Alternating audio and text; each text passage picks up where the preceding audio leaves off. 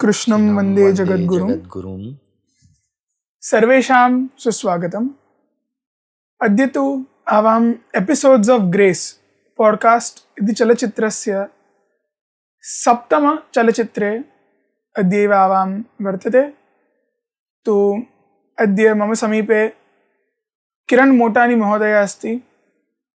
तु संस्कृतस्य विद्वान् अस्ति। तु आवाम् अत्रैव अद्य तु संस्कृतेव वार्तालापं करिष्यावः। संस्कृतस्य माहात्म्यं किं, तत्पश्चात् यद् सर्वे वदन्ति विद्या ददाति विनयं, विनयात् याति पात्रतां, पात्रतां धनमाप्नोति, धनात् धर्मः तथा सुखम्। सर्वेषां मूलध्येयं तु सुखमेव अस्ति, तत्पूर्वं धर्ममेव अस्ति। तु प्रारम्भे तु सर्वप्रथमं तु विद्या आवश्यकता अस्ति, विद्यायाः आवश्यकता अस्ति। विद्या कथं प्राप्नुवन्तः? प्रथम एव चरणम् इति संस्कृतं। तो एतदर्थम् अद्य आवां संस्कृतोपरि वार्तालापं करिष्यावः, संस्कृतोपरि वार्तालापं करिष्यावः इति न्यूनता अस्ति। तु संस्कृतस्य माहात्म्यं किं, तत्पश्चात् वैष्णवसम्प्रदाये अपि कोऽपि सम्प्रदाये अपि हिन्दू सनातन संस्कृति मात्रेव संस्कृतस्य किं माहात्म्यमस्ति, संस्कृत कथं का आवश्यकता अस्ति, अस्मिन्नेव विषये अद्य तु आवां वार्तालापं करिष्यावः। सुस्वागतं किरण महोदयः। तु सर्वप्रथमं तु एतत् जिज्ञासा अस्ति यत् संस्कृतस्य किं माहात्म्यं, तत्पश्चात् संस्कृतं कथम् आवश्यकम्।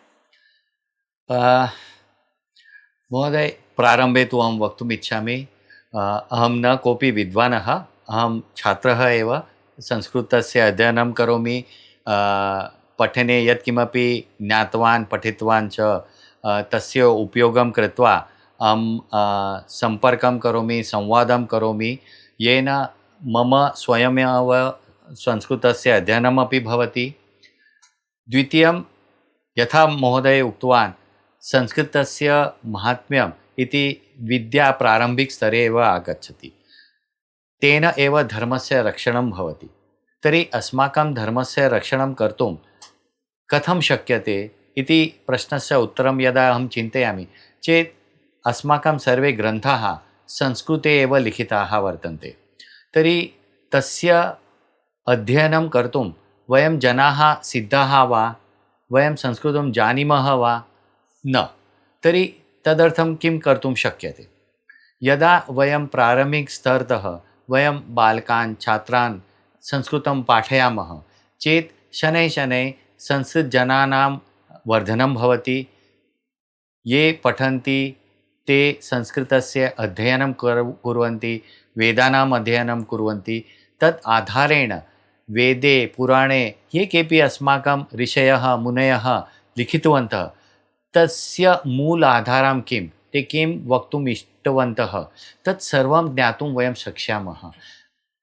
संस्कृतस्य अध्ययनं संस्कृते एव भवतु इति महत्त्वस्य विषयः।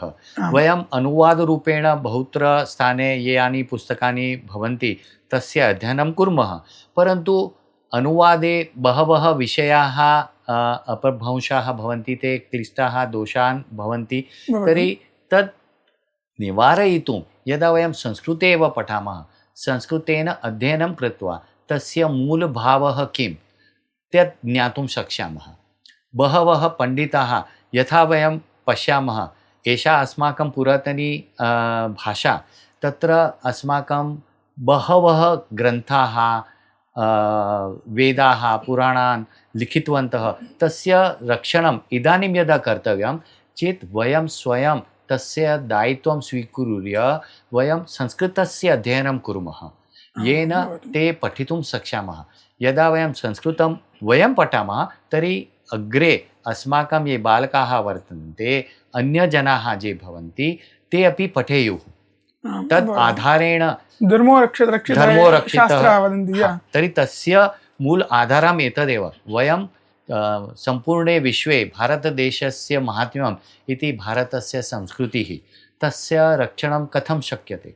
संस्कृतम् इति मूलभाषा वर्तते, तद् आधारेण वयं तस्य रक्षणं कर्तुं शक्ष्यामः। आं भवतु। यद् धर्मो रक्षितः यद् भवान् कथितवान्, यत् धर्मस्य रक्षा एव सर्वोपरि अस्माकं कर्तव्यमस्ति। योग्यमेव। तु यदि विद्या नास्ति तु धर्मं नास्ति। नास्ति एव। कथं धर्मं जानेतुं? योग्यं। तु शास्त्राः वदन्ति यद् धर्मोऽपि एको अधिको विशेषः धर्मेण हि न पशुभिः समानः। धर्मः एवम् एकमेव विलक्षणता अस्ति मनुष्याणां मध्ये। योग्यं। तु धर्मस्य पालनं तत्पश्चात् विद्यायाः अभ्यासम् अपि अतीव आवश्यकता, तस्य अतीव आवश्यकता अस्ति। तु एकः प्रश्नः अपि अस्ति यत् सामान्यजनानां कृते कथं संस्कृतं नेतुं शक्यते? पुरातनकाले संस्कृतस्य उपयोगं व्यवहाररूपेण अपि अप्रचलत्। तदा वेदानां ग्रन्थानां संरचना अपि संस्कृतेन एव आसीत्। शनैः शनैः व्यवहारे संस्कृतभाषा लुप्ता जाता। परं यदा वयं पुनः तस्य प्रयोगं कृत्वा, अध्ययनं कृत्वा, उपयोगं कुर्मः, तेन वयं धर्मस्य ये पुराणाः ग्रन्थाः वर्तन्ते तस्य अध्ययनं कर्तुं शक्नुमः। प्रारम्भिकस्तरे तु व्यवहाररूपेण अपि तस्य उपयोगं शक्यते। एषा जननी भाषा देववाणी इत्यपि कथ्यते।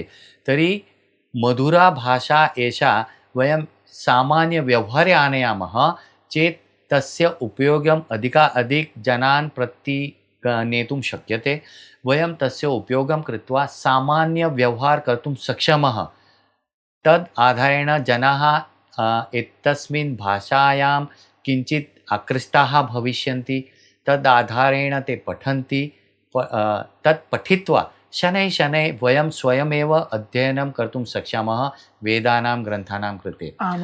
तद् व्यवहारे शक्यते वा इति अस्माकं चिन्तनमेव न वर्तते। वयं तु केवलं कर्मकाण्डस्य कृते एव एषा भाषा वर्तते इति सामान्यचिन्तनं जनानां कृते वर्तते।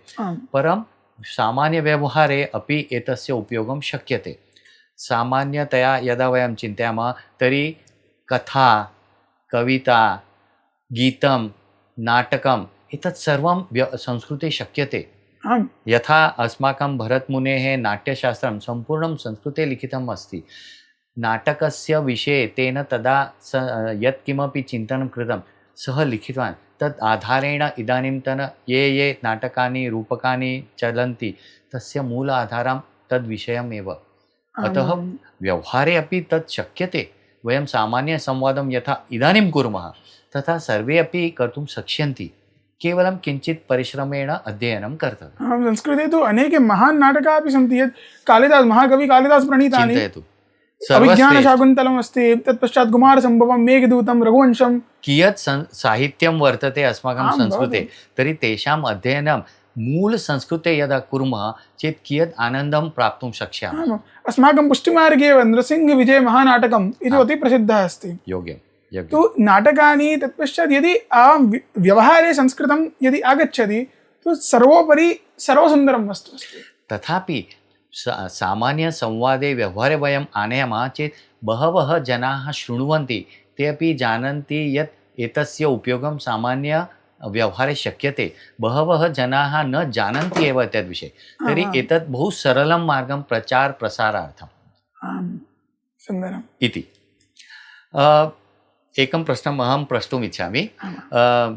वैष्णवजनाः अस्माकं सामान्यतया निरन्तरं देवस्य विषये प्रतिदिनं किञ्चित् श्लोकस्य अध्ययनं, चिन्तनं वा उच्चारणं कुर्वन्ति। तर्हि महोदयस्य मते वैष्णवजनानां कृते संस्कृतस्य किं महत्त्वम्? भवतु। प्रश्नम् अत्युसुन्दरमस्ति। यत् वैष्णवजनानां मध्ये संस्कृतस्य किं माहात्म्यं? सर्वप्रथमं तु अस्माकम् आचार्यः श्रीमद्वल्लभाचार्यः ते तु एकम् आज्ञा ते अकुर्वन् यत् शास्त्रम् अवगत्य मनोवाग्देहैः कृष्णसेव्यः। अतिगम्भीरा आज्ञा अस्ति यत् सर्वोपरि सर्वप्रथमं तु शास्त्रम् अवगत्य शास्त्रं जानातु, तत्पश्चात् मनसि वाक् वाचा देहैः कृष्णसेव्यः। कृष्णसेवा करोतु, परन्तु प्रथमं शास्त्रम् अवगत्य तत्पश्चादेव कृष्णसेवा करोतु। ते तु एवमेव वदन्ति यत् माहात्म्यज्ञानपूर्वस्तु सुदृढः सर्वतो अधिकस्नेहो भक्तिः। पुष्टिमार्गः तु भक्तिमार्गः अस्ति, एवम् इति सरलम्। आम् परन्तु यदि भक्ति अस्ति तत्पूर्वं माहात्म्यज्ञानम् अपि आवश्यकता, तस्य आवश्यकता अस्ति। माहात्म्यज्ञानपूर्वस्तु सुदृढः सर्वतो अधिकः स्नेहो भक्तिः। यदि माहात्म्यज्ञानमस्ति तु सुदृढतया सर्वतोऽधिकतया एव भक्तिः भविष्यति। यदि महात्म्यज्ञानं नास्ति तु भक्तिः अपि भवति, परन्तु शनैः शनैः अधः अधः गच्छति।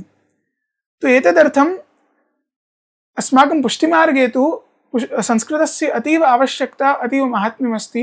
हिन्दूसनातनसंस्कृतिमात्रेव ये ब्रह्मसूत्राणि, आम् व्याससूत्राणि, यत्र व्यासचरणः अवदन् अलिखन् यत् प्रथमैव सूत्रम् अथातो ब्रह्म जिज्ञासा। ब्रह्मस्य जिज्ञासा कथं भवति? शास्त्रम् अवगत्य। उत्तमं, सम्यक् एव। अतः एतस्य द्वितीयं प्रश्नम् अहं प्रष्टुम् इच्छामि यत् यावत् अहं जानामि वैष्णवजनाः सामान्यतया दिने एकवारं तु निश्चयेन किमपि स्तोत्रस्य वा श्लोकस्य अष्टकस्य उच्चारणं पठनं कुर्वन्ति एव।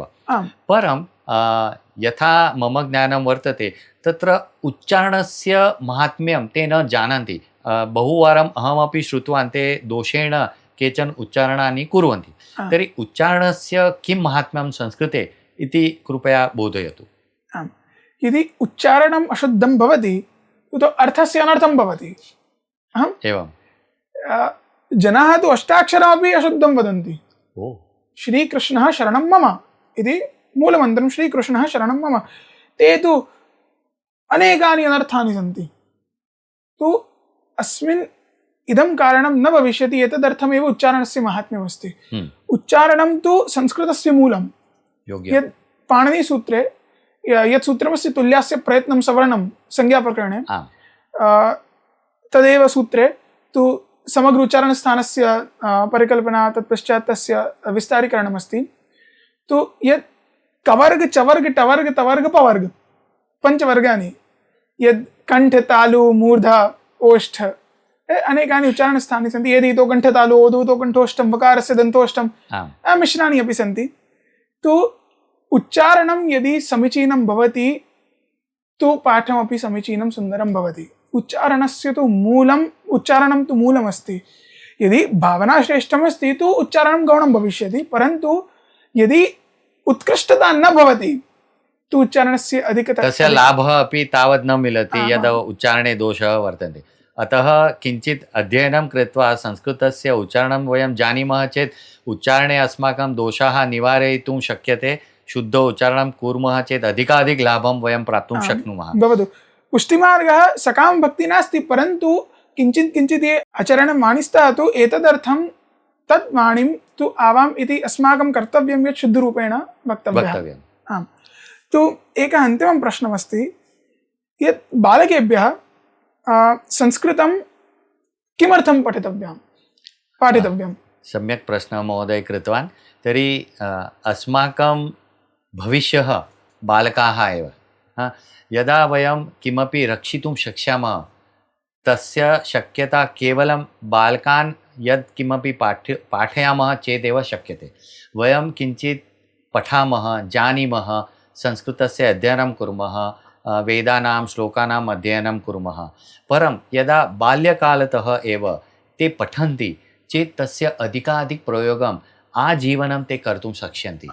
तथापि तेषां ग्रहणशक्तिः बहु अधिका वर्तते। ते यावत् कालं अस्माकं कृते आवश्यकं तावत् बहु न्यूनकालं ते सङ्ग्रहार्थं कुर्वन्ति। अतः तेषां मनःस्थितिः बहु सुदीर्घं वर्तते। यत् ते यत् किमपि किञ्चित् अपि रट्टनेन पाठयामः चेत् शीघ्रमेव ग्रहणं कुर्वन्ति। तथा तेषां मनसि बहवः प्रश्नाः भवन्ति। ते प्रश्नान् पृच्छन्ति, तद् ज्ञात्वा तेषां जीवने अपि स्पष्टता भविष्यति। द्वितीयं तु यथा वयं जानीमः संस्कृतस्य उपयोगेन अस्माकं बालकानाम् अधिकतया बुद्धिः तीक्ष्णा भवति। अतः ते 14 वर्षपर्यन्तं तेषां बुद्धिः बहु प्रखरा भवति। तर्हि तत्काले यदा वयं तान् पाठयामः चेत् ते अग्रे गत्वा सुसंस्कृत नागरिकाः भवितुं शक्यते। अतः इदानीमेव तस्य बीजारोपणं तेषां बाल्यकाले वयं कुर्मः चेत् तस्य अधिकाधिक लाभं भवितुं शक्यते। आं बीजारोपणं तु अत्यावश्यकम् अस्ति। बहु आवश्यकम्। अतः अस्माकं यत् प्राथमिक संस्कृतिः अस्माकं सम्पत्तिः वर्तते तस्य रक्षणं यदा करणीयं चेत् वयं बालकान् तावत् अध्ययनं कारयितुं यत्नं कुर्मः। ते आमाम्। पठन्ति चेदेव रक्षणं शक्यते। आजीवनं ते तस्य उपयोगं कुर्वन्ति। अहम् इदानीमपि बहवः बालकान् जानामि ये बाल्यकाले शालायां वा अन्यत्र पठितवन्तः, इदानीं ते प्रखराः भवन्ति, पण्डिताः भवन्ति। तर्हि एतस्याः रक्षणं तु भवति एव, परन्तु तस्य उपयोगं वयम् इदानीमपि न जानीमः कियत् तस्य उपयोगं शक्यते। एषा भाषा तु तार्किकी भाषा, सर्वात् आमां, तार्किकी भवतु। भाषा एषा एव वर्तते। तर्हि एतस्य उपयोगम् अन्यत्रापि शक्यते। यथा लेप्टाप् मध्ये, सङ्गणके वा AI कृत्रिम बुद्धिमत्ता मध्ये अपि कदाचित् एषा भाषा बहु सरलतया उपयोगी भवितुं शक्यते। एवं शृण्वन्तः यत् बहिः अपि भारतनगरे न परन्तु अन्यत्र अन्यनगरे विदेशे तु अस्य प्रयोगम् अत्यावश्यकम् इति महत्त्वमपि भाति। अस्ति संस्कृतस्य। केचन जनाः तु वदन्ति यत् अग्रिमं कालस्य यत् सूपर् कम्प्यूटर् भविष्यति तदर्थम् एषा भाषा सर्वोत्तमा। आमां। परं तस्य उपयोगं शक्यते यत् वयं कुर्मः। अस्माकं भाषा, अस्माकं सम्पत्ति वयमेव न कुर्मः चेत् कथं शक्यते? वयं तस्य उपयोगं कृत्वा ये निर्मितुं शक्नुमः, वयं सर्वात् जगति बहु उत्तमरीत्या तस्य उपयोगं कृत्वा जनानां कृते सौकर्यम् उत्पादितुं निर्मायितुं शक्ष्यामः। आं भवतु। अतः बालकान् प्रति अस्माकम् अधिकम् अवधानं भवतु इति मम चिन्तनम्। आं तु ते तु वदन् संस्कृतस्य मूलकारणं किं यद् यः वदतु स लिखतु। स लिखतु। आमां, यत् लिखामः तदेव पठामः, यत् पठामः तदेव लिखामः। अतः तत्र किमपि दोषपूर्णं सैलेण्ट् शब्दानि वा किमपि न वर्तते। आम्। अतः तार्किकी भाषारूपेण तथापि वयं जानीमः तत्र शब्दानां पदानां प्रयोगं क्रमेण न भवति तर्हि चलति, तस्य भावः तु तथा एव भवति। आं भवतु। एषा मुख्यतया एतस्य उपयोगं कर्तुं वयं कुत्रापि एतस्य प्रयोगं कर्तुं शक्ष्यामः इति विशेषतः अहं वक्तुं शक्नोमि। आमां। तथा तस्य यत् सामासिक पद्धत्या शब्दानां लघु कर्तुं शक्यते, वयं न्यूनं शब्दस्य उपयोगं कृत्वा अधिकाधिक वक्तुं शक्ष्यामः इति कदाचित् एषा एव भाषा वर्तते समस्तलोके इति मम मतम्। अतीव सुन्दरम्। अतः आवां संस्कृतस्य अत्र तु संस्कृतवार्तालापस्य विरामं करिष्यावः। तु एकेव वचनमस्ति यद् भाषाये तु यस्मिन् भाषाये तु स्वयं गीता अस्ति, स्वयं भागवतमस्ति, या पद्मनाभस्य मुखपद्मा विनिस्पृता यद् गीतामाहात्म्ये वदन् स्वयं देवभाषा, स्वयं प्रभोः भाषा यदस्ति तु संस्कृतस्य तु अतीव माहात्म्यं पुष्टिसम्प्रदाये अपि अस्ति, अन्यसम्प्रदाये अपि अस्ति। यदि संस्कृतं नास्ति श्रीवल्लभाचार्याणां भाष्यानां नास्ति, यदि संस्कृतं नास्ति शङ्कराचार्याणां भाष्यानां नास्ति, यदि संस्कृतं नास्ति रामानुजाचार्याणां भाष्यानामपि नास्ति, यदि संस्कृतं नास्ति निम्बार्काचार्याणामपि माधवाचार्याणामपि भाष्याणि नास्ति। तु एतदर्थं संस्कृतस्य अध्ययनम् अत्यावश्यकम् अस्ति। तु अत्र तु आवां विरामं करिष्यावः। तु एकमेव वचनं यत् संस्कृतं पठतु। कल्याणमस्तु। धन्यवादः।